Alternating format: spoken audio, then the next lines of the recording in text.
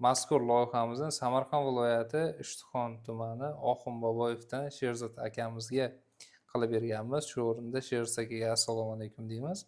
Loyihamiz o'z ichiga 4 ta yotoqxona, 2 ta mehmonxona, 1 ta oshxona, 2 ta sanuzel, alohida kotel qismi va kattagina naves qismini oladi. Bundan tashqari kattagina podval qismi ham mavjud.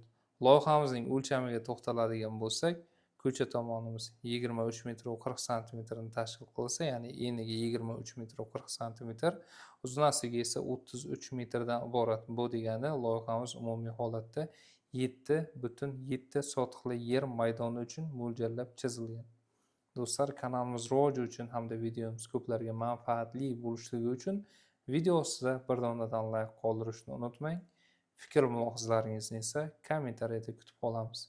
Agarda sizga ham sifatli arxitektura va dizayn xizmatlari kerak bo'lsa, pastdagi raqamlar xizmatingizga muntazir. Mana shu loyihamiz ham sizda qandaydir qiziqish uyg'otsa, to'liq loyihasini olish uchun pastdagi raqamlarga qo'ng'iroq qilishingiz mumkin. Biz esa video davomida etapma-etap loyihamizni qo'limizdan kelgancha tushuntirib beramiz va biz boshlaymiz.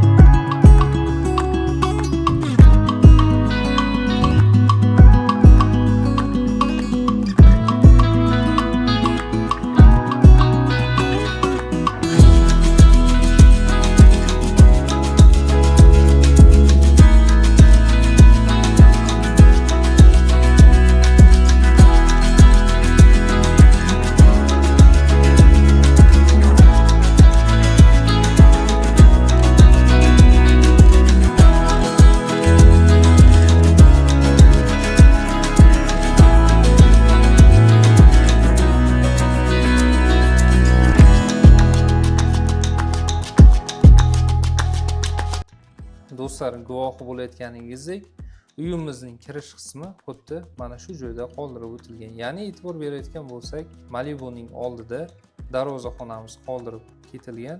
Bu loyihani shunday tushuntirishimiz mumkinki, mazkur uchastkamiz Tupik ko'chani eng oxirida qoldirib ketilgan va ko'rib turgan mana shu yon tarafimizda uy egasining ukasining yer maydoni mavjudligi uchun bemalol kirishasini albatta ruxsat so'ragan holatda chiqarib yopib ketganmiz. Va ko'rib turgan uchastkamizning mana shu joyining umumiy uzunligi avval boshda aytib o'tganimizdek 33 metrni tashkil qiladi.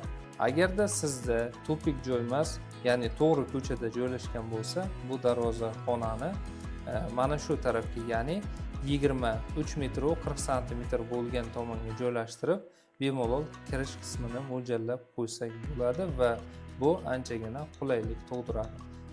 Biz esa sharoitdan kelib chiqib, xuddi mana shu darvozaxonamizni shu joyda qoldirib ketdik. Endi esa ko'p kuttirmasdan ichkariga qarab yurishimizni boshlaymiz. Darvozamizdan kirganimizdan so'ng esa uyimizning naves qismi albatta chap tarafga qarab davom etadi. Navesimizning umumiy kattaligi esa 143 metr kvadratni tashkil qiladi, do'stlar. Bundan keyin esa to'g'riga qarab yuradigan bo'lsak, bu yerda bitta kalitka qismimiz qoldirib o'tilgan.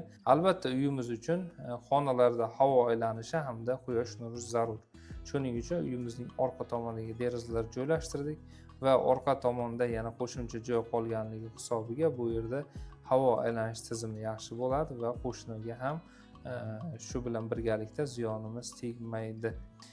Mana shu joyda yana bitta narsani ko'rsatib ketaman, ya'ni to'y maraka uchun akamizning xohishiga ko'ra biz yana bitta kirish darchasini qoldirib ketganmiz. Bu uyimizning yon tarafida qoldirib ketilgan alohida darcha hisoblanadi. Bu darcha haqida ma'lumotni esa video davomida albatta yana bir bor to'xtalib tushuntirib ketamiz. Navesimizdan to'g'riga qarab yurganimizda o'ng tomonda kirish zinasini ko'rishingiz mumkin. Ya'ni darvozaxonamizning o'zida zina qoldirib ketilgan. zinamiz darvozaxonamizga chiqib xalaqit bermasligi uchun ichkariga demak pog'onalari tortib ketilgan. Mana shu pog'onalar orqali yuqoriga ko'tarilamiz. Bu yerda esa, ya'ni o'rtada esa uyimizning yuragi hisoblangan uyimizning isitish tizimi, ya'ni qozonxonasi qoldirib ketilgan. To'liq kotyolni mana shu joyga joylashtirib, isitish tizimini ham mana shu joydan tarqaladigan qilsak bo'ladi va eshigimiz ichkaridan bo'lmaganligi sababli bemalol ko'mir o'tiniga ham uyimizni isitiladigan qilib mo'ljallab qo'ysak ham nur ustiga alon nur bo'ladi. Ikkinchi eshigimiz esa zinadan ko'tarilganimizda o'ng tomonda qoldirilgan. Bu bizni mehmonxonamizning umumiy kattaligi esa kvadratlarda aytadigan bo'lsak 27 metr kvadratni tashkil qiladi. Umumiy ikkita mehmonxona mavjud. Birinchi mehmonxonamiz 27 metr kvadrat bo'lsa, ikkinchisi esa 30 metr kvadrat va bu mehmonxonamizning derazalari uyimizning orqa tarafiga qaratib ketilgan. Mana shu mehmonxonamizning to'g'risida esa yana bitta eshik mavjud. Bu eshigimiz esa oshxonaga tegishli bo'lib, oshxonamiz umumiy 20 kvadratdan iborat. Oshxonamizning derazasi uyimizning old tarafiga qaratib ketilgan va oshxonamizning derazasini panoramniy qilib katta qilib qoldirib ketganmiz. Umumiy holatda oshxonamizning ikkita eshigi mavjud. Birinchisi uyning ichidan kiriladigan bo'lsa, ikkinchisi esa xuddi mana shu mehmonxonaga xizmat qilish uchun tashqaridan qoldirib ketilgan. Albatta uyga mehmon kelganda oldiga taom tortiladi va buning uchun mana shu oshxonadan aylanib yurmasdan to'g'ridan to'g'ri eshikdan chiqib xizmat qilsa ham menimcha nur ustiga a'lo nur bo'ladi. Navisimizdan to'g'riga qarab davom etamiz. Bu yerda navisimizning kengligini ko'radigan bo'lsak, kvadratlardan ham anchagina katta, bir kichikroq to'y ma'rakalarni ham bemalol mana shu navisimizni ostida o'tkazib qo'ysak bo'ladi do'stlar. Navisimiz to'g'riga davom etgandan so'ng esa buning orqa tarafida yozgi oshxona uchun ham alohida joy qoldirib ketilgan. Bu yerda bemalol barbekyu zonani tashkil qilsa bo'ladi yoki o'zbekcha qilib katta-katta o'choqlarni joylashtirib, demak osh qilish mumkin yoki va hokazo desak ham bo'ladi. To'y ma'rakalarda ham asqotadigan demak yaxshigina joy hisoblanadi. Asosiy uyimizga kirishning asosiy eshigi esa uyimizning markazida qoldirib ketilgan va xuddi mana shunday eshigimizning oldiga koziroklar ishlab ketilgan do'stlar. Uyimizga chiqish pog'onalari esa ko'rib turganlaringizdek 5 ta va 5-inchisi oyoq kiyimlarni yechib qo'yish uchun kattagina maydonimiz hisoblanadi. To'g'rida esa panoramniy eshigimiz bo'lib, panoramniy eshigimizdan ichkariga kirganimizdan so'ng esa chap tarafda prixoshka shkafimiz qoldirib o'tilgan bo'lsa, o'ng tarafda esa boya aytib o'tgan oshxonamiz mavjud. Oshxonamizning to'g'risida esa, ya'ni prixoshka shkafimizning orqa tarafida ikkinchi mehmonxonamiz, ya'ni 30 kvadratlik kattagina mehmonxonamiz qoldirilgan bo'lib, bu mehmonxonamizning derazasi ham uyimizning old tarafiga qaratib ketilgan bo'lib, katta-katta derazalar qoldirib ketilgan. Hovlimizdan to'g'riga qarab yuramiz. Koridorimiz xuddi mana shu joyda G obrazniy bo'lib, chap tarafga qarab davom etib ketadi. Birinchi eshigimiz esa ota-onalar uchun ajratilgan yotoqxonaga tegishli. Agarda siz xohlasangiz bu yotoqxonani bolalar yotoqxonasi ham deyishingiz mumkin. Har holda uyimizning ichki dizayni shunchaki tushuncha bo'lishi uchun to'ldirib ketilgan do'stlar. Bu yotoqxonamizdan ham qaytib chiqamiz va bu yotoqxonamizning yon tarafida yana bitta yotoqxonamiz mavjud.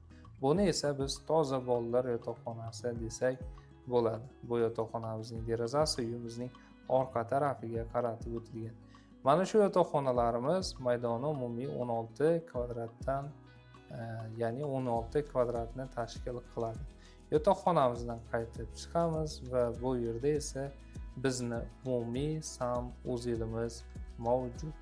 Ya'ni mana shu korpusdagi butun oila a'zolari bemalol foydalansa bo'ladi do'stlar. Endi esa sanuzelimizdan ham qaytib chiqdik. Asosiy demak kirish joyimiz, holimiz, asosiy kirish eshigidan ham qaytib chiqdik. Tashqariga chiqqanimizdan so'ng esa bizni ijodimizga o'zingiz baho berishingiz mumkin.